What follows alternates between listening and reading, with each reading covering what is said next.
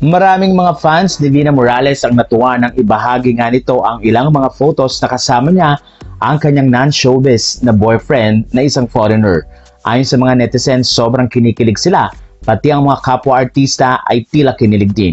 Isa na nga dito ay si Jaya at nagsabi ng ganito, "Sis, wow, I'm so kilig and happy for you."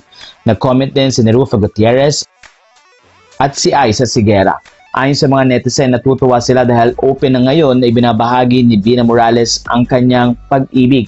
Matapos nga ang kanyang short stint sa Broadway, ay umaasa ang mga netizen na mapapanood pa rin nila si Vina Morales sa pagtatanghal nito sa New York. Ayon sa mga fans, napakahusay ng ginawa ni Vina Morales sa kanyang pag-portray bilang ina ni Ninoy Aquino sa Broadway show na Here Lies Love. Ayon sa mga fans, patuloy nilang susuportahan ang mga gagawin pa ni Vina Morales sa ibang bansa at umaasa din sila na baka one of these days ay makita rin si Vina Morales sa mga Hollywood projects.